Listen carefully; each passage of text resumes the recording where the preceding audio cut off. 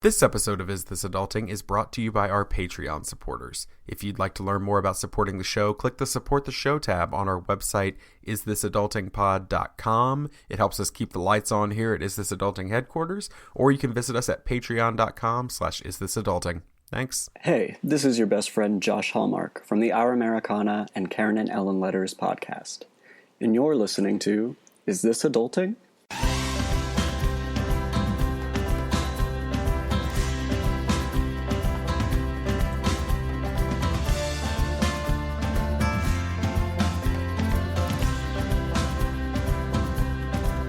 Hey everybody, and welcome to Is This Adulting, a weekly conversation between two best friends navigating adulthood and our struggles with mental health as overgrown man-children. I'm best friend number one, Stephen Pappas. And I'm making it, y'all. That's kind of one of those weeks. I'm coming in hot. I'm making it. I'm best friend number two, and that's about all I got for you right now. I'm so sorry. You will not name yourself. Got it. Oh, did I not say best it? friend Sorry, number two. Chris No? Grimmett. My bad. There you go. It's like, sorry. I told you. This is I'm why making people associate me, and you're the social media unicorn that everybody tries to track down.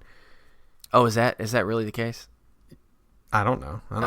I'm pretty much like a 95-year-old man, person we have not introduced yet, which I guess I'll let you go ahead and do that now. Invisible guest whom we may or may not have. It's in the title of the episode. Omnipotent I guess this makes me best friend number three. Yeah, Yes. perfect. Ross You are. Blocher. Hey, good to meet y'all. Hey. You are. Hey, I just love that you introduced yourself. That's amazing. You're just like, you know what? I'm done with these I'm guys. excited. I'm gonna come in hot. I'm excited. I don't get to say. You know what? I'm going to say my spiel anyway. Well, we have another best friend with us this week. You know him from his podcast, Oh No, Ross and Carrie, on the Maximum Fun Network. Please welcome Ross Blocher, the show. He already said his name, but hey, Ross. Oh yeah, I'm back, and you may remember me from a few seconds ago where I jumped into the show. Wow. Welcome. What a memory! Like a what am I trying to say? I can't even speak right now. Blast from the past. That's what I was trying to get out. I know. I was going to say. I told you I'm everybody's struggling. Our return guest, Ross Blocher. Hello. Yeah, from Oh No, Oh, Ross and Carrie. That's my game. That's your game. Well, we are going to get into topics in the ad and everything fun in just a second, but do you want to tell people where they can find you on the interwebs and or your home address? Yeah. Well, I'm going to leave out the home address as open as I like. You don't to want be. to dox yourself? Just... But yeah, I'm it's the Oh No podcast for anyone who hasn't listened. It's a show where my friend Carrie and we join various fringe religious groups, sometimes major religious groups. We undergo alternative medical treatments. We have dalliances with spirituality. Anything where the science isn't quite figured out, or maybe science has already weighed in and said it's not a real thing, and we just try it out firsthand and we report on the results. So we try to be informational and have fun at the same time. That's our goal. So you can find us at ohnopodcast.com or Maximum Fun. We're on that network of podcasts. So I'm a fellow podcaster, and I know how much hard work it is to make a podcast. So if I was wearing a hat, hats off to you guys.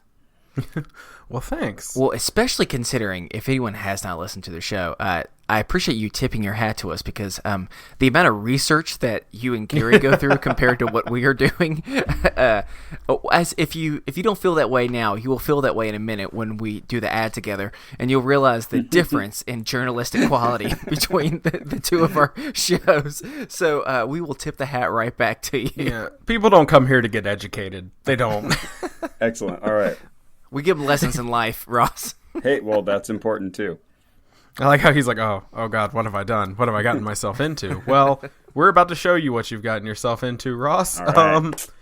We are going to thank our sponsor the same way we do every week, Blueberry, for our brand new segment where Chris, I say brand new, we've been doing it for 3 months. It's not brand new anymore. Chris pitches us an idea for a new podcast he's been thinking about recently. So, hey, Chris, what's up? What you got? I would say really it's world-renowned segment now. It's not brand new. So, all right. So, It's Ross, like I said, you spend a lot of time doing research for your show. As a person who's listened for a long time, I know how much research you do. And you have covered everything from religions to pseudosciences to, at times, cult-like groups, I think is a good way of describing it. But I am not sure if you're aware of a very popular religious group that is based out of where you're from, Los Angeles. It's been making a name for itself for a while now. Have you ever heard of the Guild? The Guild. Oh, the infamous Guild. Yeah, well, I'm not. I have not joined the Guild. You're going to have to tell everybody about this Guild. All right, so that I need to join. All right, so for the rest of you out there, let's say Stephen, for example, who may not know much about the Guild. To me, is a web series with Felicia Day. I was going to say, yeah, I assume this isn't the Felicia Day. No, unfortunately not. It's just not a full-fledged cult yet. Yeah, I wish that was the case. But many years ago, Todd Bishop was just another struggling actor. He was trying to find his break out there, and one day, everything changed for Todd when he describes of an experience that he had outside of a Denny's that's forever changed his life. He heard the voice of God, and he was told that he was destined for greater things.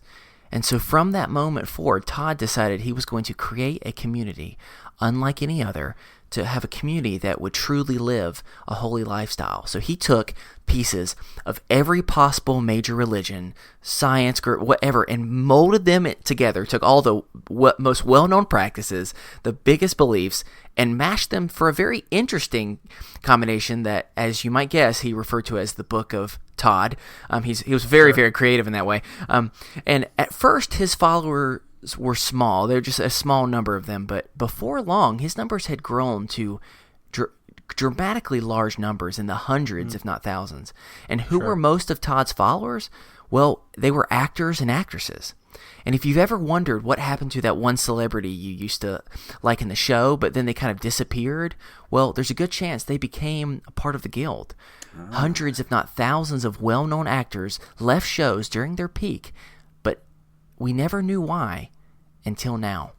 So it's a podcast where I kind of follow you and Carrie's lead and go into the belly of the beast.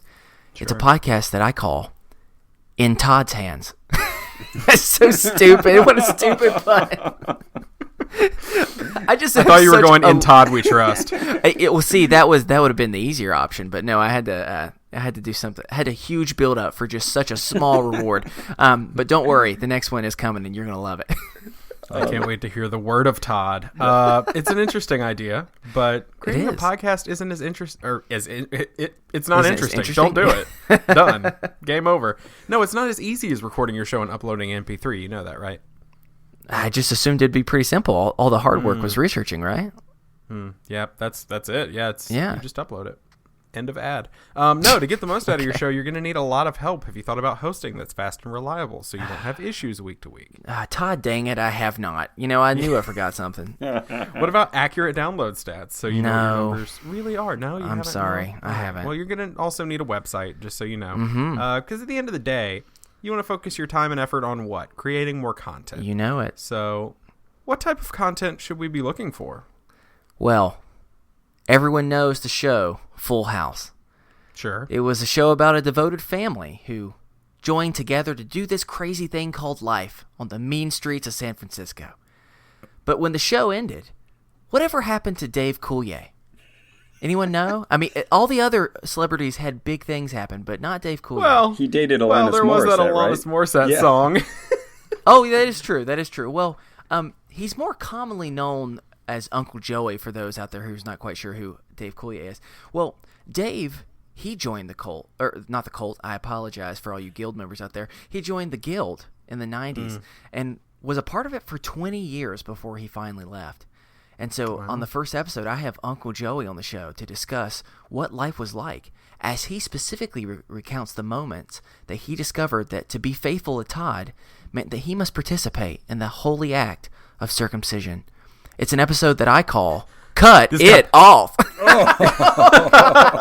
So horrible. That's good. I didn't see that coming. No, I did not. I was like, where are we going with Dave. this? Oh my God. Man. Well, that's an interesting idea, Chris. Just some light circumcision jokes for you all just to start off an episode. I mean, who doesn't want that to start their day? All right. Oh God. Well, Blueberry offers all your podcasting needs, Chris. You get all that and more. So you can focus on Come Nice, on. Thank nice, you. nice. Yeah, they offer you everything from hosting all the way down to your own WordPress site. Well, that sounds like exactly what I need. But, Steven, I've already started, so is it too late? No, it's all good. It doesn't Good. matter whether you already have your show or if you've always wanted to start your own. Blueberry can help you, and you're going to get your first month free in the process if I don't stumble over my words. All you have to do is go to blueberry.com/BFF, and you get your first month free now. Well, congrats. I think you solved all my issues. Wait a second. good. I still have one more. Wait, what's up? I've got a pretty loyal fan base, and I don't want to lose any subscribers, Steven, so what am I going to do? What do you call your subscribers? Not my best one, I'll be honest with you, but I just called them Todd's Angels. Not the best, but just It's okay. keep it nice Okay. and simple. I'll Yeah. take that one. Okay. Well, that's fine because their support team can help you migrate your existing show with their free tools. You're not going to lose any subscribers. No angels? No angels. No You're not angels gonna were lose any harmed angels. in the transferring over to Blueberry. Nope, you're gonna do good there. So you can go ahead and get to work on In Todd's Hands, or I really cut it off. That's good. That's- or any other podcast today one on way to Blueberry. describe Get your it. first month free using our promo code BFF. We did it. We did an ad. Come on, Dave. You and me, you're out there somewhere listening. Let's do a podcast together. Do you think this is the first Blueberry ad that dabbles in circumcision? There's a good chance that we're at least in the top 5 circumcision ads that Blueberry's had. I mean, I'm honored just to be nominated. You know, I'm sure, now that I think about it, they probably have hundreds of thousands of circumcision ads. And so, for us just to be towards the tip of the top, you know, sorry, wasn't my best. We're at the forefront of Oh, there we go. There Blueberry we go. circumcision jokes. Oh, God. Some child out there is listening going, Mommy, what does this all mean? And just for everyone out there who just asked that question, you're welcome, parents. Enjoy We love that you. ride to the Love you post so office. much. Why And is children this just podcast pretend none of different than this every other podcast? Oh, my God. Well, shifting gears, we're going to start this week off just like we do every week with a mental health check-in. On So, a more Chris, how you gentle been this note. week? Oh, sorry. Oh, God. I'm done. Okay, sorry. I'm done. I actually kind of needed that, so thank y'all for the laugh, because truthfully, it has been a rough week. And I honestly can't fully tell you why in some ways. So, for the last about 2 months, I have... You know how I don't usually like using the phrase "I'm busy" because, one, everyone's busy. Everyone is overwhelmed with so much stuff, and I especially try and think about the people out there in the world who, like, they have legitimate claims to busyness. You know what I'm saying? Like single parents, just other people are really struggling in some ways, and so I try and keep that in perspective. So I say that lightly when the last month or two has been particularly overwhelming for me, just the amount of things that I've had to get done. And so I finally have recently gotten to a place where I'm kind of out of that really, really bad season of just nonstop work, overworking during the days, undersleeping, all that type of stuff.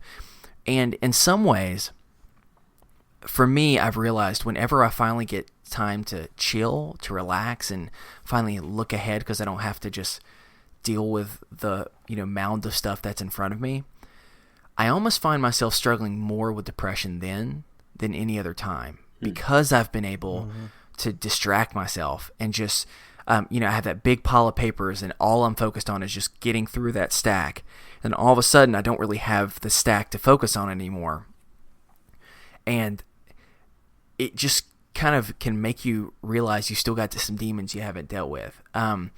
And that's really what this last week has kind of been. I've finally had a chance to relax a little bit, and I've been looking forward to this for so long, and unfortunately it's been the opposite of what I wanted. It's like the amount of extra time I've had has kind of been just upsetting. And I know I've shared this before, but I think the thing that sucks the most is when you're just kind of bummed out and sad and you don't know why.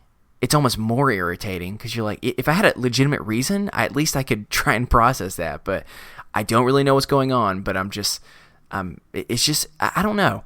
It's been something I've been dealing with for a couple days now, and especially over the weekend. So I thought maybe I'll start back work and things will be better. And instead, I don't know. I just felt like overly sensitive today, and I am not usually the type of person that someone can say something and it can just like overly hurt my feelings. But I'm over here just finding myself trying to not like tear up a little bit and being frustrated because like I don't know what I'm freaking sad about. Like, why am I doing this? And it can be kind of embarrassing. And then if anyone kind of sees you and they ask, is everything okay? You know they mean that with good intentions, but you also don't really know how to say that because you don't want to just say, yeah, I'm doing good, because clearly you're not. Like, I'm not a good actor. That would be a good example of, I can't fake this right now. Yes, I am not doing good, but I can also tell you I don't want to talk to you about it right now. So, like, that's been the last couple of days for me, and I don't know if it just happens to be a rut or whatever, but it's definitely been something that I've been struggling with, and again, I was torn because in some ways I was excited about recording because anytime I'm struggling, I can kind of process with everybody, and then I get to meet a new friend like Ross, and things are nice, but at the same time it's hard. And I don't know about you, how you feel, Ross, about this, but because we're in the entertainment field, it can also feel sometimes the need to be more than you are. Like be like 3 notches up, turn the volume up in your personality. And and when you're stressed and you're sad and the last thing you want to do is be more of a personality, you just want to hide in a hole where no one can bother you. It can be particularly hard. So it's been a little bit rough the last couple of days. So I always appreciate people's thoughts and stuff. But yeah, so it's just been something that I've been kind of processing. But at the same time, I'm also glad I am processing, and I'm grateful that I have people to process with, because I don't want to even take that for granted. So, so Ross, how about you? It does not have to be sad like what I just described. It could be whatever. But how have you been this past week? Yeah, and what you said kind of resonated with me there, and especially when you're talking about people trying to ask you about it, just how there's never a good pat answer for that, and you want to be honest. And then from their perspective too, they're trying to be helpful, but there's nothing really they can do in that quick interaction. Well, if you'd asked me a week before, I'd say I was pretty frazzled and running on empty. You caught me at a good time. I'm feeling pretty good this week. Good, man. I'm glad. I had a restful weekend, which is rare. Usually I schedule my weekends just as busily as my regular work week. So caught up on sleep a bit, feel pretty good in that respect. But I do definitely, I kind of live off of a to-do list and a constant nagging sense of everything that I haven't accomplished. My mind just does a really good job of holding on to the lists of tasks that I have and constantly reminding me of what I haven't done. And I'll sit there in this kind of paralysis of just thinking, okay, well, I could start on this, but oh shoot, I also need to do that. And then I don't know which one is most important or which one someone's going to ping me on first. And then I end up doing a lot of small things and none of the big things. And so then the big things weigh up and they get bigger and bigger. And so that's kind of my existential angst there. That I deal with. It always hits me worse like in the shower in the morning. That's when my brain is like, hey, here's everything you haven't done over the past 3 years. Like, oh, thank you. That's very helpful. I appreciate that. So I'd say that's the thing that kind of stresses me out the most and keeps me in a harried condition most of the time. And I try to grab that, put that aside, realize it for what it is, and say, okay, well, all you can do is just do one thing at a time, and soldier on. So yeah, I guess that's where I am. I'm soldiering. Yeah, and I'm glad that you had a restful weekend. Those are always amazing whenever you can get them. So, that's awesome. Yeah, thank you. Yeah, Steven, how you been? Good, bad? I haven't been. What's the word? Sleeping. That's the word. I haven't been sleeping, or handling things in a, as the laymen say, healthy way. Yeah, not. So you're doing good. awesome, right? Yeah. Yeah, I'm doing great. Just so good. No, I've just had an off couple of nights, couple days here. And I think what it is there's some underlying issues that I have not dealt with in a while that I have let fester for months and months and months and months. And I'm just now like actually realizing like, oh, I've been pretending that I wasn't having an issue with XYZ. And so my whole love of people pleasing and constantly trying to be something for everybody and not actually embracing being something for myself has just sent me into a spiral. Today, for instance, I definitely slept for roughly 14 hours last night. Whoa. Yeah, wow. Didn't wake up, and yeah, I know. I was just like, and once I got up, I laid in bed, and then I just flipped on, because I'm binging the first season of Westworld, so I just flipped on Westworld and watched half of the first season today, because why do anything productive when I could lay on the couch and put off my work all onto Wednesday for just all the stress? So yeah, I mean, I looked at my Fitbit today. This is people who deal with depression. You're gonna relate to this hard. Looked at my Fitbit. It's like 6:30 when I look, and I've taken like 800 steps today. Oh, those days. Yeah. Yeah, I'd gone nowhere because I just couldn't do it. And I spent the last 2 days out in the yard, and so I was like, I've done stuff. I'm sore. I'm good. But I don't know. This week I've been in a funk, and especially the last 2 nights, it's just been wreaking havoc on me. So big ups, by the way, to Amanda Jacobson from Wine and Crime, because she talked to me last night when I was having kind of a rough evening, and kind of talked me down from a pretty frazzled place where I was having trouble controlling my emotions. So big ups to her, because I was just kind of having a night where I was like, you know what, I'm going to handle this by myself. And I was like, nope, can't do that. So yeah, not good. Wish there was a better way to frame that. And we're recording these out of order. These next few episodes, just a peek behind the curtain for everybody. We're recording the next few out of order. So actually, like, who knows? This has been 2 weeks. Maybe I'm doing great now. Future Steven could be just like having the best time. But he's taking 900 steps. His Fitbit is going crazy. He's so excited. As of recording this, I will be in Charleston this weekend and then in Nashville next weekend for different podcasting conventions. So I'll probably be walking a lot because I can't afford to Uber everywhere. So yeah, well, if you would like to send us a topic for discussion or a mental health check-in, or you have anything else on your mind, we remind you we are not professionals, and if you need to speak with a professional, please do. But if you just want to chat, you can either come hang out with us in the Is This Adulting Best Friends group on Facebook. It's a discussion group for all things Is This Adulting. Talk about the show. It's also a place where you can go and say, hey, I'm struggling with, XYZ. I need help. And some people will talk to you. I just lift you up and support you. And they'll also probably post really funny memes. So that happens too. But you can do that, or you can email us at isthisadultingpod@gmail.com. Okay, so we are going to get into the topics now. So first is going to be our topic.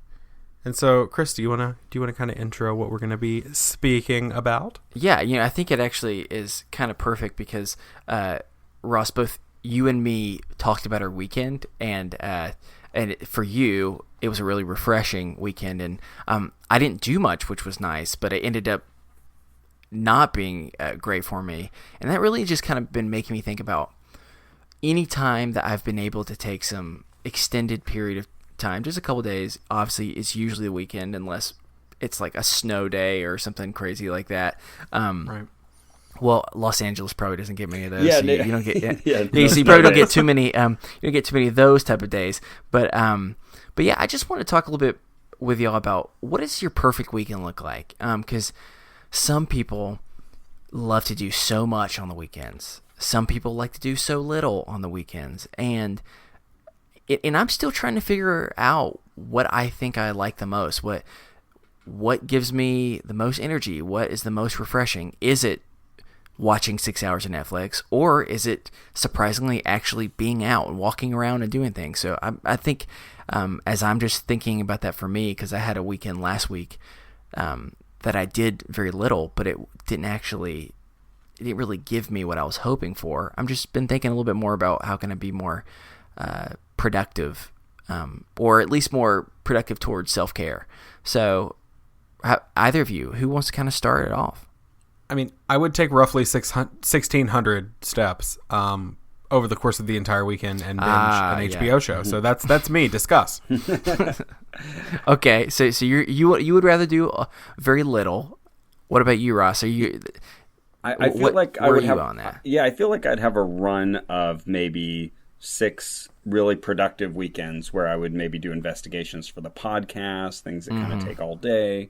I'd have weekends where I catch up on a bunch of media and watch. Yeah, I almost consider that a chore, watching, say, Westworld or something, which is high on my list of things I need to watch. It's so good. I know, and I still haven't seen Breaking Bad. I think that I'm touching on. I haven't either. I'm touching on our other topic, which is just like this preponderance of things that you need to do. So those are both high weighing on my conscience. Westworld is one of them. But anyway, so I'd be doing that. So I have a wife and son, so it's always important that I spend a lot of time with them, especially since I work a lot of late nights and do all this extraneous stuff for the podcast. But I think then every 7th weekend or so, I just need to crash. And that was this past weekend for me, where like I slept 9 hours, which is... you said 14. I was like, how is that physically possible? Yeah. I don't know. Because 9 is just like, that was such an extravagance for me. And I came out of that and I did a few things. And then I went back to sleep that day and like snoozed. And it was so nice. Like I needed that desperately. So it was kind of that weekend. I, met up with a few friends here and there. But I would say my ideal weekends would be like a few powerful weekends. And then every now and then I just need that crash time. Yeah. I'm curious. So one day, or on Saturday this past week, I slept in, which everyone likes a good time to be able to sleep in. You don't get to do it often, so being able to like wake up when your body naturally just says, you have enough rest, is a very nice feeling. But then the next day, Sunday, I ended up waking up pretty early, and it was a pretty natural thing, and it was amazing to me the amount of extra time I had for a weekend day or when I actually didn't sleep. And if I sleep in super late, it's because I've stayed up very late. You know what I'm saying? I'm not by any means doing like 14 hours or anything. Like I said, I want to do that. That sounds same thing. Yeah, I would say that sounds pretty impressive. But I've been trying to think, which do I like better? Because don't get me wrong, I love sleeping in, but it's also really nice not sleeping in until 9:30, 10, 11, whatever that might be, where you like, oh crap, it's technically lunch in like an hour and a half. This is like I've wasted a large portion of my day. Yeah, a lot of that is like, how productive are you at night? Because I would say if I was super productive at night, then it would be worth sleeping in and missing some of the morning. But that's not the case. The night is when I waste a lot of time doing ridiculous things. Like, why am I doing this? There's no reason for me to still be up doing this. And then I miss out on those productive morning hours. Mm-hmm.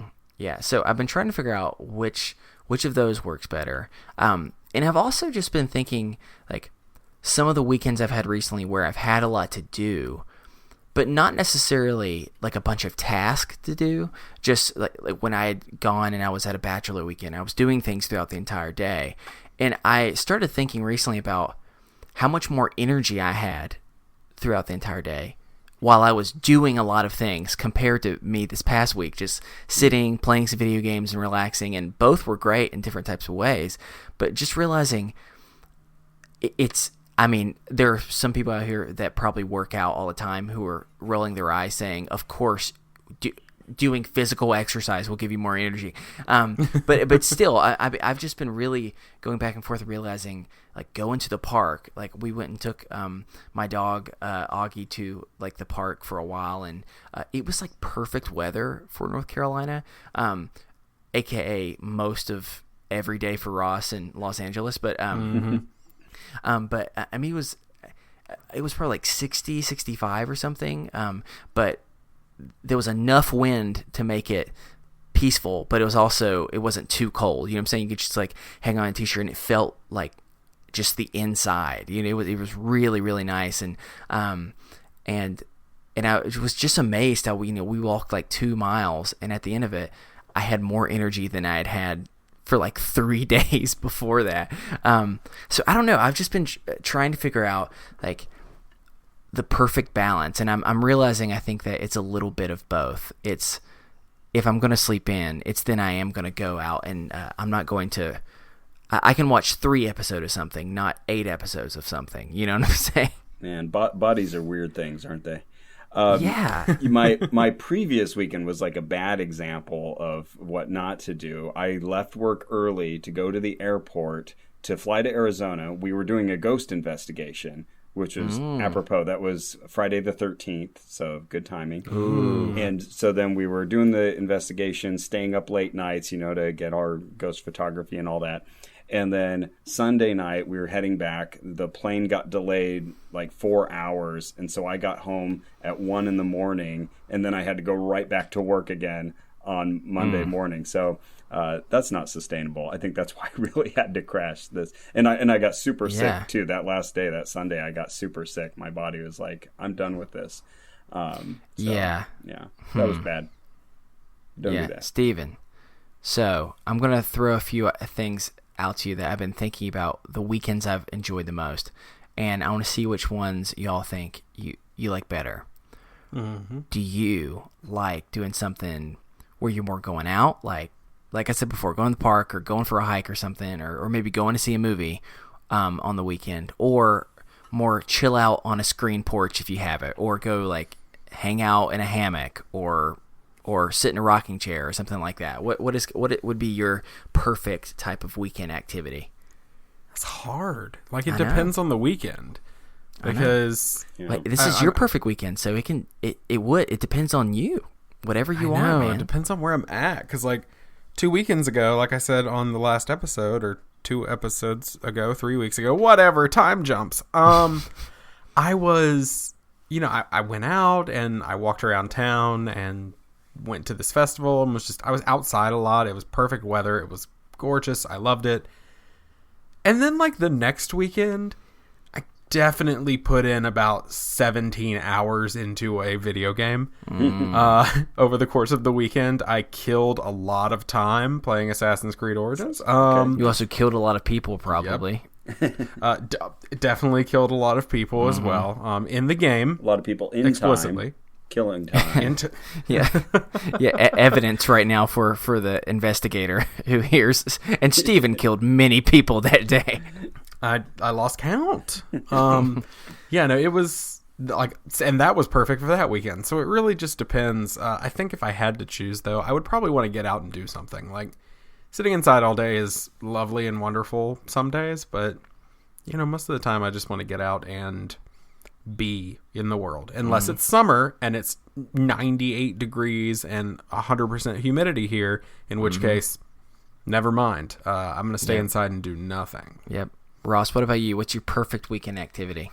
Yeah, well, I'm with Steven on that one, in that it'll depend, because I need a bit of variety. But since I do have a wife and son, I've got to spend time with them. And so I think that's usually the ideal, is when I can push away enough things that we go together to, and it can be anything. We go out and walk a lot, or see a movie, or whatever it is. But like, as long as I'm doing it with my wife and or my son, then it feels like, oh, this is good, important time, and I'm having a great time doing it. So I would say that's my ideal weekend, is just hanging out, maybe going to an exhibit at the California Science. I say this because we just signed up for a weekend to do this. We're going to go see the King Tut exhibit. Nice. Then we're going to, then we'll eat something nice and maybe walk around town. That's an ideal weekend. Yeah.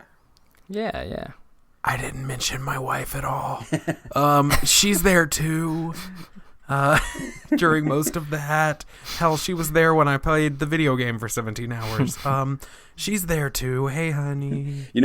She doesn't listen. My wife is really awesome about all of this, because she loves it when I do kind of crash and do nothing for a while. Sure. Right. Yeah, and so she'll support that. So she's glad if I go off and fall asleep in the middle of the day, or if I play, say, Diablo 3 for 8 hours. She fully supports that. Yes. Nice. Yes. I would kindred say- spirits. If I had only one activity I would do, or I could do, and I don't even have this, so this is like a dream situation. I want a screen porch with a freaking rocking chair Oh, and some type of, I want it to have a view of some sort. It doesn't have to be the freaking, Rockies, but I would like for it to not be my neighbor's backyard that I'm looking at. Just a little bit of scenery. what's your happy environment? Like, what place on earth would give you the most kind of contentment? Sitting on the middle of the midfield mark at the Vancouver Whitecaps Stadium. Oh, okay. Well, I will say, I do really like soccer, and that's my soccer team. So I would say that, but really, probably like a lake that has like mountains in the background, and you're just kind of sitting on a porch, and it's perfect weather, and hanging out with just a couple of the people that you're closest to in your life, being able to talk, laugh, maybe play some cards. Yeah, of course, both of you are there in my ideal situation. Yeah, I mean both for this podcast, but actually you're both my best friends. Seriously, I don't think I've told you all that yet. So You've told me this in the 10 years we've known each other at one point. So Ross, you'll get my letters. Don't worry It's about them. news to me, but I love it. Yeah. But yeah, I think for me the perfect weekend is a weekend where, although it's technically only, what is it, 48 hours, or if you add the couple hours on Friday, so it's a little bit more, where it's only 2.5 days, but it feels like 3 or 4. You know what I'm saying? Where you can actually go in that next Monday and actually be excited or looking forward to go back to work, not because, I mean, yes, you may love your work or may not, but more of just because you legitimately feel rested. And I don't know. I think that's just the thing I've been craving a lot lately. And one day I will have that screen porch with rocking chairs, and both of you will be there. This is your thought experiment. So I think we could call it a 3-day weekend. I mean, there's nothing more glorious than having that feeling on a Sunday, like, oh my goodness, my weekend's winding down, and these are all the things I still want to do, and then realizing, oh, I get Monday as well. Yeah, that's great. Yeah. Yep. Yeah, I think that is my ideal perfect weekend. It's also Monday. that's every weekend and for Tuesday me. and Wednesday and Thursday and Friday. Well, cool. Well, thank y'all for kind of processing that with me. It's just something I've been, especially with a couple weekends I have coming up, that I have a lot of things planned, like, celebrating like a family event, and then celebrating my friends getting married, and so I'm not going to have a lot of time just to have to myself. So I've been trying to think, how can I be more just, I would say, not even cautious, I would say guarded with my time, just so I actually am taking some time to heal, Yeah, smart. Yeah. Well, look at that. That was fun. We talked about our weekends. It was nice. Like a bunch of like senior citizens like at the retirement home, just, what's your perfect weekend, Ross? I've been watching, just going to the King Tut Museum. Speaking of things that we watch, we've been watching in our house a lot of Golden Girls lately. My wife will put that on, so I'll come home to the Golden Girls, and Ross. it's very addictive. You start hearing those jokes, and you just got to stick around and listen. And you are speaking to my heart, man. I feel It's like one of my we have favorite shows. reached a similar dynamic with the Golden Girls. I don't know which one of us is Sophia, but Yeah, who's Blanche in this? Who's yeah. who's Blanche? Can I call dibs on Blanche? All right, you be Blanche, I'll be Rose. Ooh. And let's be honest. If anyone's Dorothy, it's kind of me. What are you talking about? Just kind of a dry asshole. That's me. That's a little bit more. That's a little bit more Sophia, though. I mean, I'm definitely the dirty Southerner. So that sounded way more intense than I meant. I just meant saying the scandalous Southerner. How about that? That's what I was going for. That's you with your accent and All that good stuff. We're the Golden Boys. The Golden Boys. Oh my gosh, that's amazing. I don't want to keep this going farther off field than it needs to, but it needs to. I just found out recently that theme song, "Thank You for Being a Friend," which I knew by heart, at least from the show, was written by a guy named Andrew Gold, and you can find the music video of him playing it, and he's like a redheaded guy with a big beard. And he's singing, and like there's extra verses, and he ends up in the Milky Way in the song, and there's like wind blowing. You've got to look this up. It's crazy. Because to me that song felt like such a feminine thing. And then to find out it was written and performed by a guy, it's wild. Yeah, check that out. Being a friend. All right, I'm making a note for that. And what's the guy's name? Andrew Gold. Oh, here we go. Bam. Ooh, that's gonna be my little side project once we're done. Amazing. I am excited about that. Ross, if I threw a party and invited everyone I knew, I would be able to see that the greatest gift, the biggest gift, would be from you, and it's you telling me that. And the card attached would say, check out the music video of the song. Dun, dun, dun, dun, dun, dun. Oh, and now just I'm picturing us, but are we in Florida? Is that where we're living? I hope not. We're the Golden Boys. I don't want to be in Florida. This is our perfect weekend, Stephen. We can do a little bit better than that. No offense to people in Florida, but I think even people in Florida is like, yeah. We'll come to Ross. We'll come out there. That seems nice. I know. I've cast shade on Florida before on our podcast, and no one complained about it. Oh well, there you go. They probably appreciated so some all those shade. Floridians out there. Sorry. Oh, nice. Anyway, we're gonna take a quick break, but we'll be right back with more Is This Adulting? Hey everybody, best friend number 1 Stephen Pappas here, breaking in with your weekly podcast recommendation. So this week we're recommending Sleep With Me. You know Sleep With Me, Drew Ackerman, our lovely, lovely friend. He was on it a few episodes ago. Well, Sleep With Me is an amazing podcast. We hyped it up on that episode, and I'm going to keep hyping it up here. Because I used it literally last night. I'm recording this fairly early in the morning, and I will tell you the truth, I used it last night because couldn't sleep.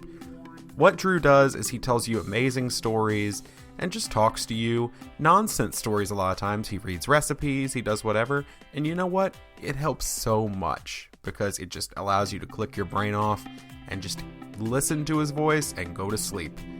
Definitely check out Sleep With Me. They're now on the Night Vale Presents network. It's an amazing show. He deserves everything he gets. Please go check it out. It's available on Apple Podcasts or wherever you get your podcasts. Back to the show.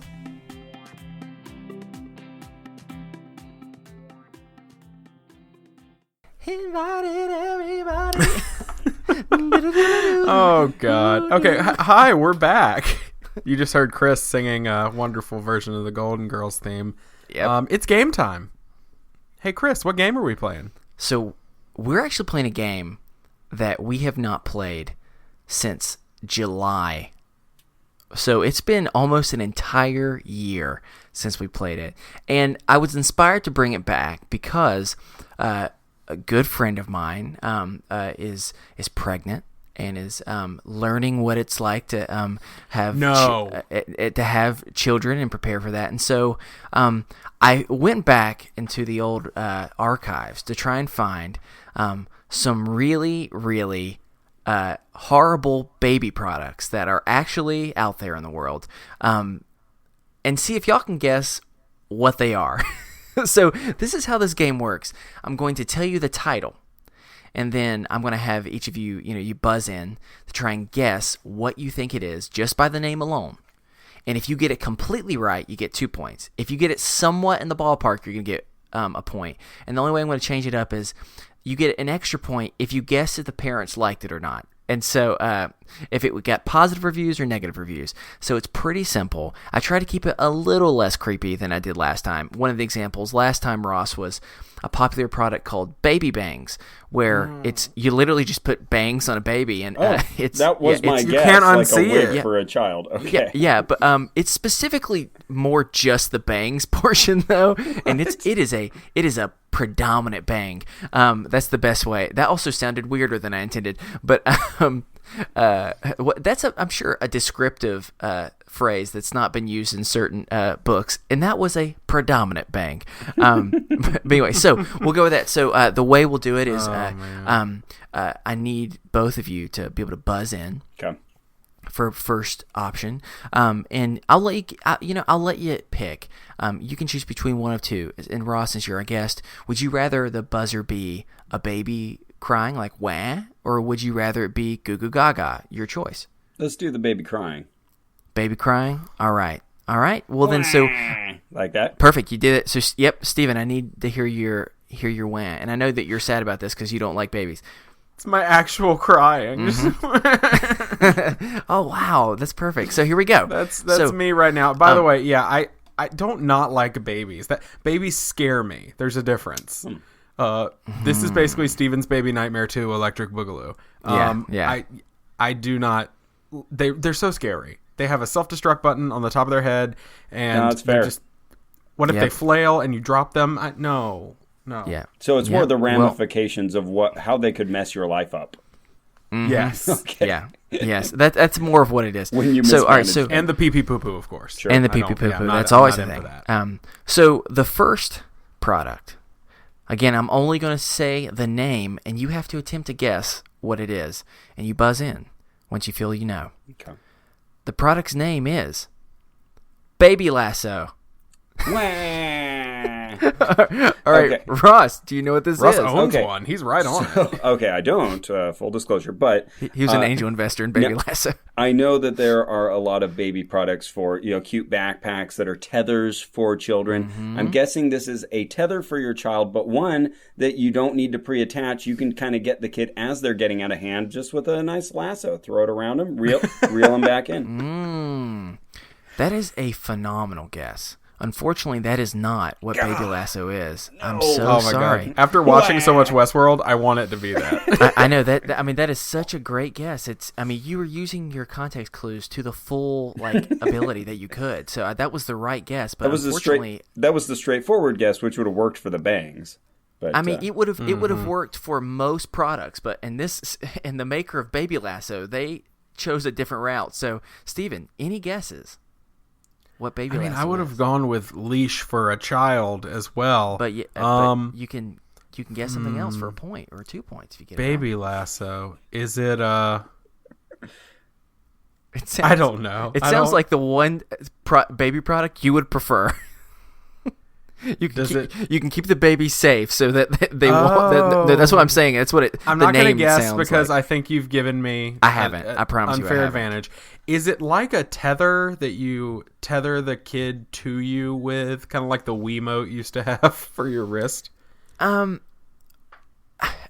would say that's almost a point, but I'm not going to give it to you because it's actually not what you think it is. It's actually much stranger. Here is a description of what the Baby Lasso is. It is a soft, fabric-made harness that helps you ease the process of diaper changing.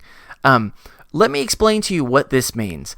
Literally, it's just a lasso that is around your neck that straps the child's 2 legs up in the air, legs are spread right into your general direction, so that you have 2 free hands. It's to string up the baby? Yeah. So you can change their diaper or something?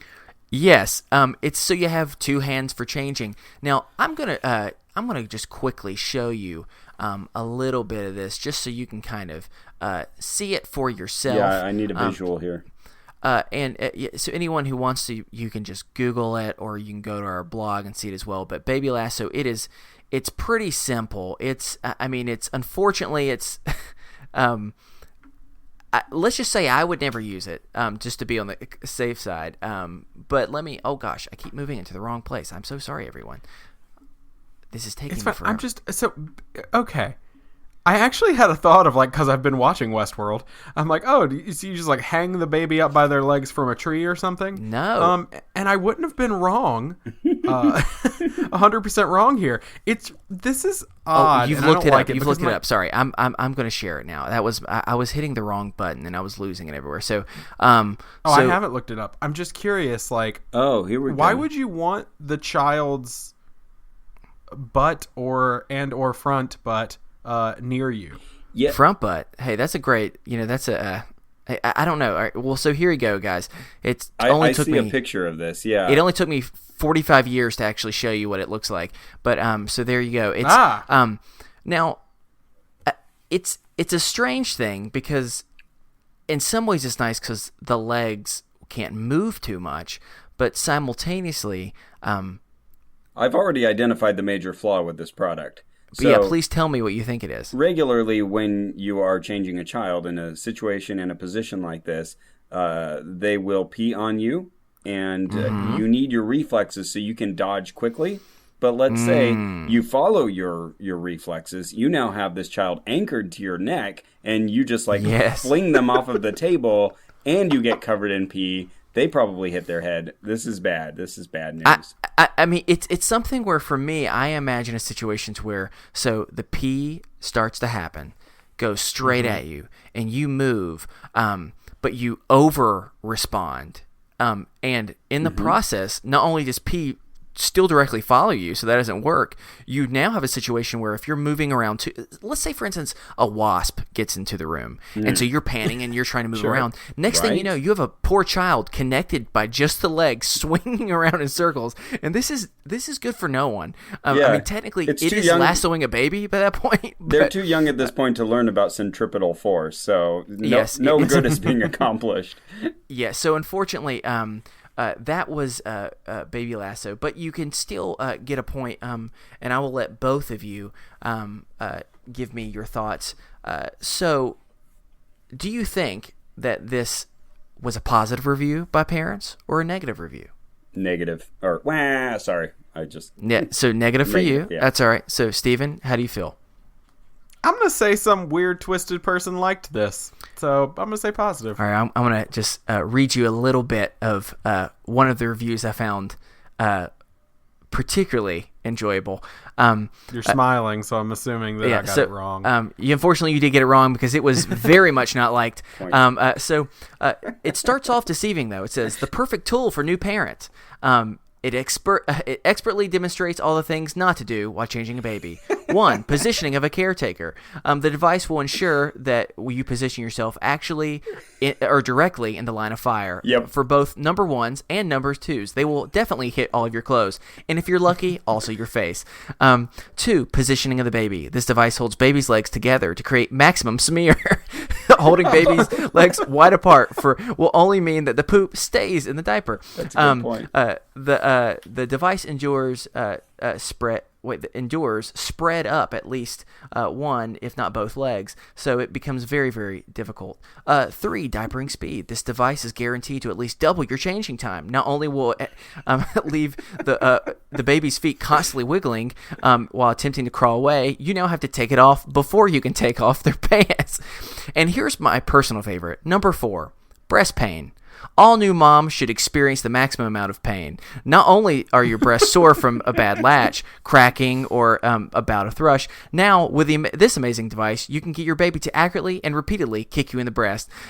Especially good when the baby is crying and you're already leaking. So, yes, it was most certainly not received well, unfortunately. So Baby Lasso, it's still out there if you want to buy it, but let me just give you a heads up. You probably don't want to.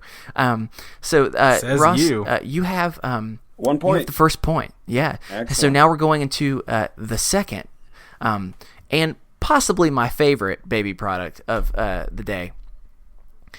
Are you ready for the PPTP? What? No. The PPTP. No, Okay. I'm not All right, ready. Ross, any Okay. ideas? Here we go. So I Okay. think what you do is you put this over the toilet. No, yeah, you put it over the toilet, and it makes the whole toilet area into a fun little house, like a tent, that you say, hey, we get to go inside here and play in the teepee, and that's where you go pee-pee. It's your pee-pee teepee. So kids get excited. Oh, cool, I get to go inside the teepee, and they're so excited about that, they forget that they're having to learn how to pee. The kids also learn what it means to hotbox for the first time, where they let one out, and it is just disgusting, apparently. Well, unfortunately, that is not right. I am so sorry, Ross. The imagination is significantly better, though, than what it is. So I really appreciate that. I Steven, haven't heard what it actually is, but already I think both of my ideas are better. I would agree, especially the Baby Lasso one. That is definitely not a good one. So, Steven, any guesses what the PPTP is? Sorry, I did find a Baby Lasso review that made me laugh. I'm not going to read it, but I'm assuming the PPTP, is it some sort of barrier to protect you from being peed on while you're changing a diaper? Steven, with that, you've taken the lead. Let me describe to you the full name. I purposely kept the full name out because it would be a lot easier to understand. But are you ready for the best name of a product in the history of the world? Okay. The PPTP for the sprinkling wee wee. Why?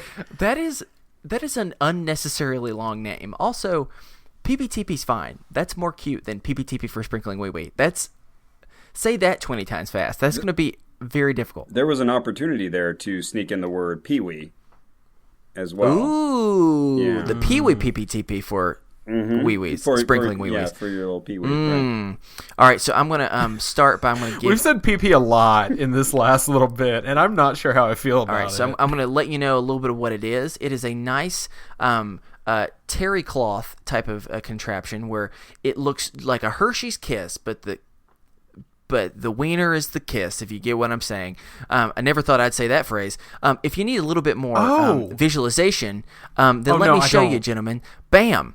That's little baby with a little Hershey Kiss on his no. So this could help you out if you're using the lasso. You put a TP on top of that PP. Okay. Oh my gosh, this is what they should have done. From the creator of Baby Lasso comes the PPTP for the sprinkling wee wee. Dealing with the inherent problems of the the Baby Lasso.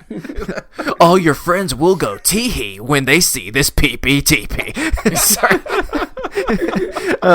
But yeah, so it's just a little Hershey Kiss thing that just covers up the TP or the peep. Wait, you know what I'm trying to get at. So the final thing. I don't like this. I want to hear both of you. Do you think that this was popular with parents or not popular with parents? Steven, you did get the point, so you can go first. Yes, I'm going to say it's popular. Okay. Ross? I was going to go for popular, but I'll take the opposition, loyal opposition here. I'm going to say unpopular. Well, Ross, you are back in it because it is not popular whatsoever. What? And here's the reason why. I'm going to read one review, and this will describe to you so much. The review was very simple. It said, "My son launches this thing off his Wee Whacker like an Atlas rocket." So apparently, if there's any type of strong flow, all it does is just shoot like a bottle cap of not only is it pee in the face, but it is pee-soaked terry cloth just directly, and it's somewhat pointy, so it's just a little Hershey Kiss going right into the eyeball. We are continuing Steven's adventure to never have a child. I mean, it's pretty much a Nerf gun, but with pee. And so, yeah, so for that parent out there who their son launched it off their Wee Whacker. Is that what they called it? They said Wee Whacker. That's an exact phrase. So with that, look, we're tired and we're going in to the final round. So this is pretty exciting. So it's anyone's game. All I'm going to tell you is the name. Do you know what the Kick Bee is? Kick Bee? The what? The Kick Bee. Kick Bee is one word. The Kick Bee. Steven? Is it some sort of bassinet that you rock with your foot by kicking it? Unfortunately, it is not. I'm so sorry. That's a good guess, though. So, Ross, to possibly take the lead, any idea what the Kick Bee is? Kick Bee. Okay. Goodness. I'm going to say when your baby is first learning to walk, this is a fun walking aid. Maybe a kind of a little stroller walker thing that you hold on to, and your foot movements kick a little plush bee down below. So it's a walker for a child. Yeah. Both of these are very great ideas. Unfortunately, both of them are wrong. And the reason why is because, again, this is not a common sense product whatsoever. Let me just describe this to you. Have you ever wanted to be engaged in every aspect of what your baby's doing, even when you're away from your wife or the one who's carrying the child?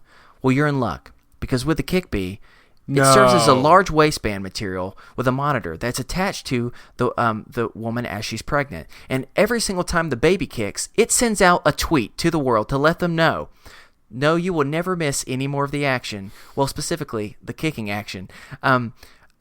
It literally, I'm going to show this to you. It's unfortunately pretty disappointing, because it's just a random material that you just constantly have to wear, and every single time that the baby kicks, it tweets out, "Hey, I've kicked," pretty much. It seems like it would impede airflow and blood flow and motion. Oh, anyone who uses that is the most annoying person ever.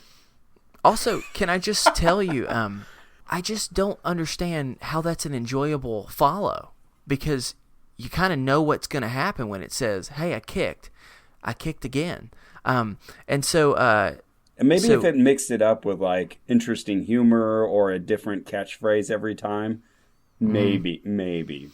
No. Maybe, but unfortunately that is not the case. But as we know, hey, baby products serve a certain clientele. So both of you, this is for the win. And I think just to be on the safe side, no. Y'all can decide whatever you want. So if we tie, then we tie. So do you think that this was popular with parents or not popular with parents? Negative. All right. Ross says negative. I got to go for the win. I'm going to say it's positive. Unfortunately, it was quite negative. Ross, you have won. All right. It was so negative. That it never made it to development. It had such bad reviews. And I'm going to share with you a screenshot of all of the text that you also get, as well as the tweets, just to give you an idea. And I'm going to read some of these to you. Oh, God. 6:23, Thursday, December 18th at 6:23. I kicked mommy at this time. 2 minutes later, I kicked mommy at 6:25, also on that time. And hey, it goes a little bit crazy, because 6 minutes later it goes, I kicked mommy at 6:31. Oh, that's so annoying. It's a screenshot of, what is this? 1, 2, 3, 4, 5, 6, 7. In a span of 30 minutes. 20 to 30 minutes. Clearly, this was made around 2010, and as you can see from the screenshot I showed y'all of the text, no wonder people hated it. Unfollow. Yeah, you have to feel like a jerk though if you unfollow your own baby. I'm just like I feel like a jerk for this, but you're annoying me, kid. You haven't. What if your baby ends up with like 2 million followers? Or what if you hacked it and then just had it start saying "all work and no play makes Jack a dull boy" just over and over again? Ooh, I like it. Red rum. So unfortunately, the Kick Bee was not popular. But with that, Ross. Unfortunately, no. Oh yeah. No, that is fortunately. So Ross, you won, and I never even told you the name. I was so excited about some of these. I call this game Oshkosh, but gots to have it, and so it's kind of a long name. I got that from the makers of the PPTP with the sprinkling wee wee. Right. But yeah, congratulations, you won. You won the game. Thank you. This is a high honor. I know that. I know you're a be renowned podcaster. You're a proud parent and spouse, but this is probably the greatest honor you've had in a while, right? Oh, no doubt. I assumed, but I what brings you just more joy in life? Seeing your name in the credits of a major motion picture, or knowing that you beat me at a silly game on a podcast that is mediocre at best? Oh, I think the answer goes without even saying. It's the movie, right? Okay, cool. His pride. It's the his movie. Pride But yeah, no, this is shoots off his Wee Whacker like an Atlas rocket. I didn't mean to talk about your Wee Whacker, Ross. I apologize. As soon as I said that joke, I panicked. Hey, no, that's okay. It's okay. We got to talk about Weed Whacker somewhere. We do what we got to do. We're all tight. We're best friends now. We're the Golden Boys. Golden Boys. What a great name. It sounds like if that's what happens, now that we're talking about the PPTP, we might be the Golden Boys in a different way. We can't be the Golden Boys anymore. Can we be the anti-Golden Boys? This is, by the way, this is a thing for our recent round of fundraising on the podcast. We set what we thought was an unreachably high goal of support, where we would vow to try urine therapy, and we met it, which is a good problem to have. But now, at some point in the next year, I'm going to have to drink my own pee. Oh you really will be the Golden Boys. I will be the Golden Boy. So you only have to drink your pee, right? No one else's? I sure hope so. Yeah. Okay. I haven't read the 200-plus page PDF yet that my PDF that my middle school buddy sent me. He's really into this stuff and uses his own pee as sunscreen and drinks it. And so sunscreen? Yeah. Right. What? So now I've got to read this whole thing and then follow its instructions to see how it goes. What if you get really into it? Well, yeah, then I just become an advocate for urine therapy. Wow. That's always the Do danger. you not smell like pee all the time if you do that? Like, You'd think. That's pretty strong smelling stuff. yeah. Yeah. Anyway, all right. Well, we're gonna move on from this The more you terrifying know. conversation. Hey, right, one more thing before we go. So, you said like your friend is like super into this. Really, he's an assuming acquaintance. He's an acquaintance. Oh, I can't acquaintance. Do you We're ever best call and friends. do you ever just say, "Hey, man, you're into this. You're in." That was a bad joke. Sorry, that wasn't my best. Oh, God. Sorry. You're- Sorry. I just wanted more. You're PJ. in over your head. Oh, see, that's so much better. Oh God, This is why he makes the big you bucks. just one-upped me just like that. Gosh, Disney will never hire me with those lack of class urine jokes that I just made. It is on the application. Say your best urine pun, please.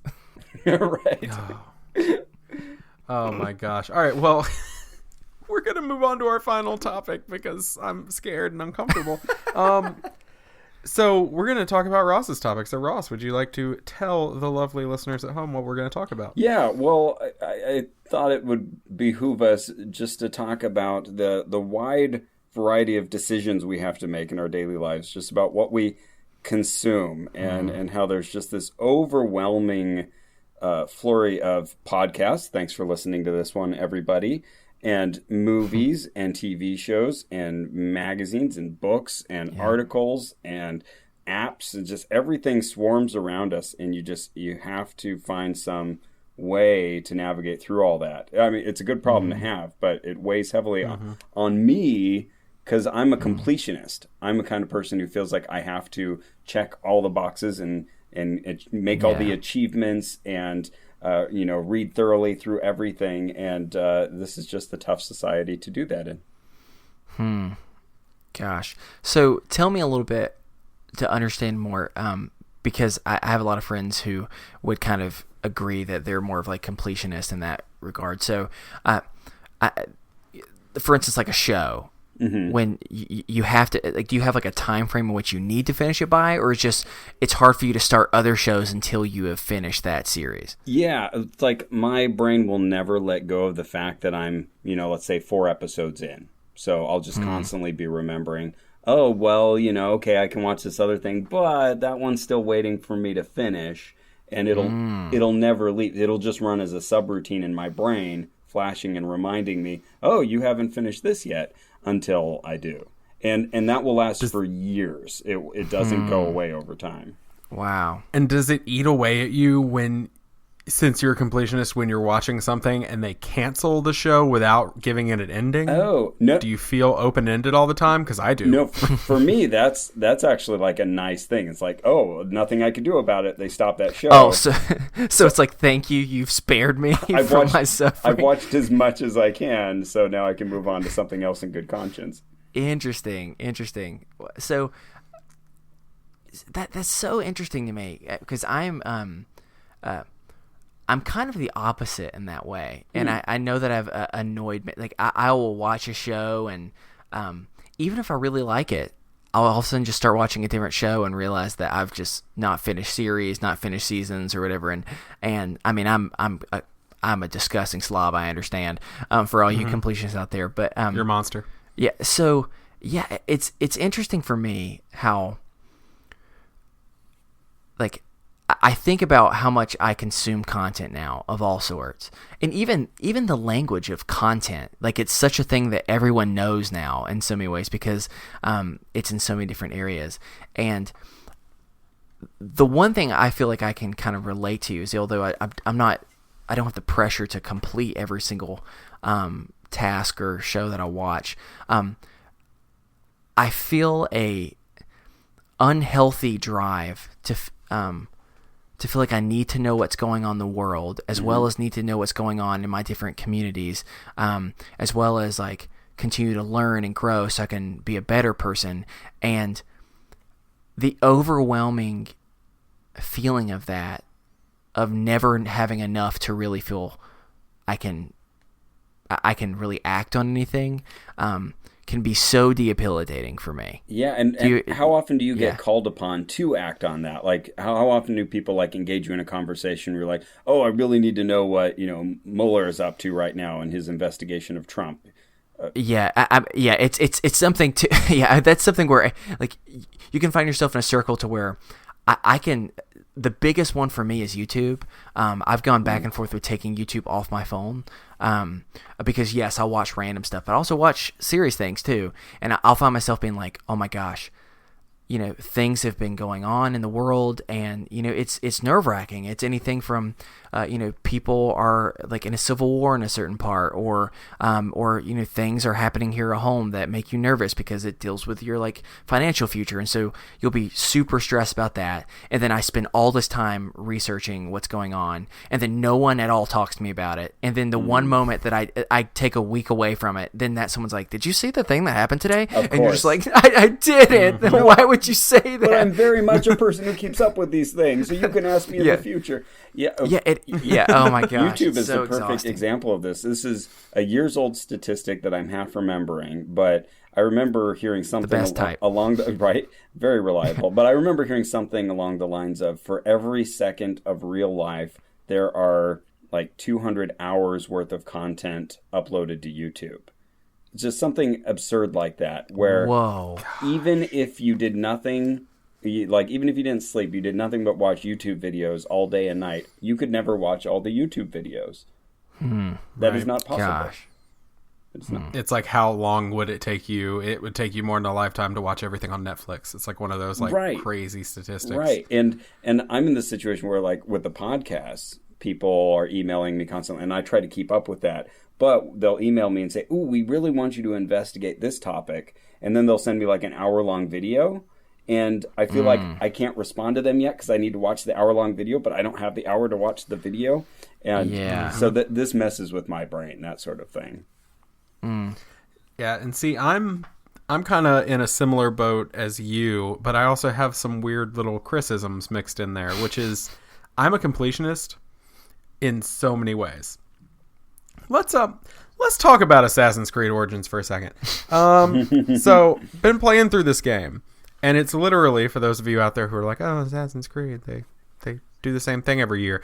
This game, they took a different route, and it's very similar to like a Horizon Zero Dawn mixed with like a Dark Souls mixed with... It's different mechanics. It's very open world RPG. Anyway. It's fighting people, for those who don't even know any of the other references he just said. Okay, but no, I'm getting at something for people who understand like gaming and stuff. Open world RPGs are a nightmare for a completionist, but they're also so fun to me. And that is, there's a million boxes to check. I am 45 hours into this game. I am like a tenth of the way through the story, because every time I go to do something, I'm just like, well, the thing is, I could get through the story in like 20, 30 hours. There's like side quests and stuff. Yeah, there's 100 and something side quests, and then there's like little question marks all over the map where it's like, oh, what's over here? They it's need a lion me to solve den. these problems for them. Exactly. Oh my god, I have to loot the treasure from this tomb. I have to and I literally am 45 hours into the game, and I've barely touched the story because I just want to go do everything. I have to check off every box. This is one of those... And so... Oh, sorry, go ahead. Oh, no, games is where that comes in for me. Games and television shows. Oh, yeah. And podcasts, too, because, like... Yes. Okay, I've got 14 episodes of My Brother and Me that have stacked up. Do I need to hear all of them to understand what's happening in the next one? No, not at all. But do I intend to listen to every single one of them when I get a chance? Yes. Right. And at some point you have to ask yourself, who do I owe this to? Will I ever be called upon to actually have this knowledge? These are all practical problems that doesn't necessarily occur to one. And to me, this feels like one of those misfirings where, like, for example, back in our Paleolithic past, we needed sugar and salt, and these were rare things. And so they taste incredibly good to us because we needed just a little bit of them. But now we have them in abundant quantities, and we're just like, give me as much as possible, even though that's no longer relevant as one of these super normal stimuli. And so, I feel like you have this digital character that wants things of you, and you're treating them like a real world character or a real world human who needs things from you.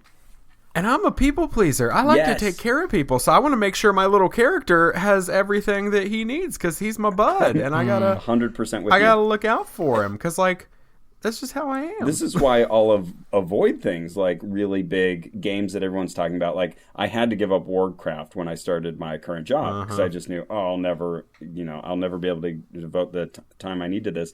And I remember once there was a bunch of us. We were talking about Pokemon Go, but we were talking out of our asses because none of us had tried it. And so I said, well, here, guys, let's actually try downloading it. And now, every day since then, I've been completing challenges in Pokemon Go. That's the thing. I don't give things up. I'm really bad at giving things up. Wow. You're one of 12 people I know that is still playing Pokemon Go. See, I can't give it up. Wow. That's impressive. Be proud of that.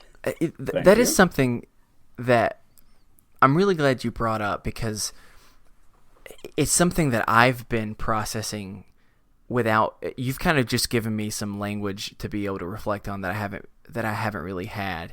So I'm grateful for this because I've been trying to understand. In the past couple shows, I've talked a little bit about how I used to feel like I was so extroverted, and then when I started dealing with some more traumatic experiences that kind of changed things, I found myself being introverted in a way that I had never been before, and really craving quiet and craving like things like meditation that I'd never been interested in before started being comforting to me.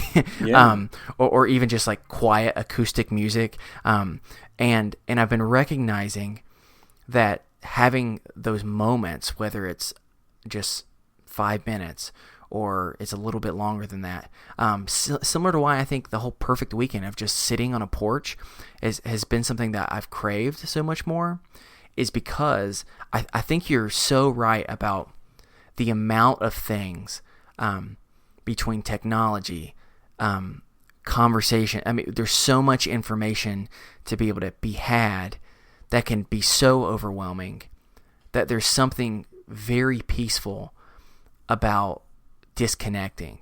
And there are things that sometimes I'd laugh at myself and say, am I like a 95-year-old man who feels this way now? But, I mean, beyond, I'm already bad at being on social media because I think social media is one of those things that I get stressed about. Like I can't, if I can't do it well, then I don't want to do it because I'll be on it all the time. But I almost like laugh at the thought of the desire to see like the Amish community or other type of communities that have disconnected themselves in order to be able to do things. Like one of the things I've always wanted to do is I want to learn another language. Yeah. And if I'm being realistic with myself, I say, how is that going to be possible? Because when am I ever going to give myself enough time? Because I would have to delete YouTube, Facebook, all the things from my phone. I would have to pretty much like cancel my subscription to Netflix and other type of things like that, to give myself that actual time, because but then just otherwise, when are you ever going to do it? It's funny because I was thinking the exact same thing, and so I started using two apps. There's two free apps. I use Duolingo and Memrise, and I study German in both of them, so I have to complete daily challenges for both of them. And so I have my 60-day streak in both of them now that I have to maintain. Wow, congratulations. Yeah, but that is like, if you're looking to do that, that's like maybe 8 minutes a day that it takes to do something like that. Well, and that's interesting because you, you're a person that is a completionist that I very much admire, and I'm sure it's probably something that drives you crazy at the same time, because you're like, I feel like stuck and trapped by this thing I have to finish. I find myself in stress. Like I do this with email. I do this with like Facebook messages and stuff. I get a long list of things, and I become so overwhelmed by I will never be able to complete this that I almost shut down and turn off. And that doesn't do anything because I've just put pause on all of the areas that I know I need to eventually address. And instead, I'd rather just pretend it's not there. And sometimes that might be for a week. Sometimes that might be like for months upon months. And so I'm not over here just to tell you like, hey, you've got a great habit if it's something that is truly exhausting. But I hope that I can encourage you of just saying like, I really admire your ability and tenacity to keep going, because I really struggle with the willpower to do it, because I just will find myself crawling in a hole and just procrastinating, which sucks because that's not what you want. That's the opposite of what you want. Yeah. Every now and then it'll catch up to me, and then also I'll find that I'm doing all these small things, and I have my to-do list app. That's another thing. It gets mad at me if I don't get enough stuff done, so I use that all day, and then I'll knock off a bunch of these smaller things and feel like I've kind of been productive, but then realize I'm putting off bigger things that I really need to take care of. So it's a constant battle. So I feel like what I've gathered from this conversation that we've had is, at some point evolutionarily in my past, I needed to watch Westworld. My ancestors needed to watch Westworld, and now I have an abundance of Westworld. Yeah, and so I'm able to watch it, and I'm basically just fulfilling my evolutionary purpose, and it's a beautiful thing. It really is. But all this to say, Westworld Sunday nights on HBO. Oh my gosh, we'll take that sponsorship, HBO. Just saying. Yeah, that would be nice. But no, in all actuality, Ross, watch Westworld. Yeah. Watch Breaking Bad. They're both so good. See, this is where I've got to be careful, because like my temptation would be something like I will start watching it this weekend, because then if I say that means now it's a promise and I have to. So then I will do it. But right now I'm watching Wild Wild Country on Netflix, so I've got to finish that first. Then we'll talk about. Is it good? Westworld. It is. It is good. Yeah. Good. Yep. That's something that's on my list too. Well, how about we'll say this. We hope that you're able to watch those shows at a time that's right for you, in a season that it's not overwhelming. How about that? That is like the equivalent of the may the road rise up to meet you. I like it. It's a very good blessing for the digital age. Yeah. Well, may you watch Westworld and or The Handmaid's Tale this week. So we read The Handmaid's Tale, and I subscribed to Hulu just so I could watch it, and then we didn't. So I got to watch that too. I've been there, man. Well, season 2 premieres Wednesday, April 25th on Hulu. Only on Hulu. So how do you know these things? Because this is my life. Okay. Well, on a different note, the Golden Girls are also on Hulu, so if you want some... Wait, are they? That's where we've been watching them. Oh, definitely. Please, yeah. We're still getting our Hulu's that money worth watching that. And, why can't I think of it? Rick and Morty, yeah. Oh, Rick and Morty, so That's good. on Hulu. I am definitely going to watch Golden Girls as soon as we wrap this up, because that will... I think just lull me into a peaceful time, and then I can get some sleep, maybe. I think that is the theme of this show, is the Golden Girls. The Golden Boys. Yes. That is us. Anyway, if you would like to send us a topic for discussion or a mental health check-in, or you'd like to reach us in any way, you can get us at isthisadultingpod@gmail.com. You can follow us on Twitter at @isthisunderscoreadulting. Find us on Facebook, where you can find our Facebook group or just the Facebook page. And hey, if you listen on Apple Podcasts or any other app, just hit the subscribe button over there and leave us a rating and review. That really helps us out. We'd like to thank the collection for the use of our theme music, The Borrowers, off their album Ars Moriendi. Ross, thanks so much for coming on the show, man. Man, what a pleasure. Thank you so much for having me, guys. Absolutely. We've had so much fun. Do you want to remind everybody where they can find you and your show? Yeah, check us out, onopodcast.com or maximumfun.org. You can find us on Facebook at ONRAC.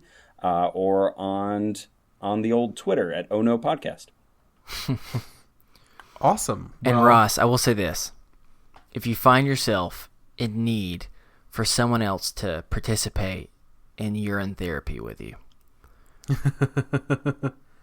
I won't say that I wouldn't be interested. Really? Okay. Well, here's the deal. I've never really thought about my pee more than a normal person would think about their pee, of like, hey, it's in my body now, it's not. But I have that thought every day. But it's such an intriguing thing of like, I would never do it by myself, but with friends, it might be worth it. All right. I mean, it's not going to be worth it, but it's something that you can't even really brag to your grandchildren later about and say, Nope. back in the 40s, your grandfather used to drink pee. As they slowly walk away. Are you making a pledge to do urine therapy with Ross? I don't know. I was more just trying to. I know that's gotta suck, so I was trying to be supportive. I would prefer to not drink pee, but I'm trying to show you that I'm a good friend. A little bit of solidarity. Ooh, nice. Well done. Nice. Thank you. You're All number right. one. Huh? Wow. I don't have a pee joke. I'm so upset. It's okay. It's okay. Don't. All right. Well, no, I don't. I tried to think of something just then. Anyway, that's going to do it for us here on Is This Adulting this week. I've been your best friend, Steven. I've been your best friend, Chris. And I've been your best friend. And I've been your best friend, Ross. As well as our breast friend. And your best And our best friend. And remember, kids, be happy, stay healthy, and go hug someone. Because you never know. They may be without a PPTP for their sprinkling wee-wee. God, Until that's next the worst time, name kids. for a product ever. Go shoot off like the rocket that you all are in our hearts. Weirdly inspirational. Have a good week. Bye.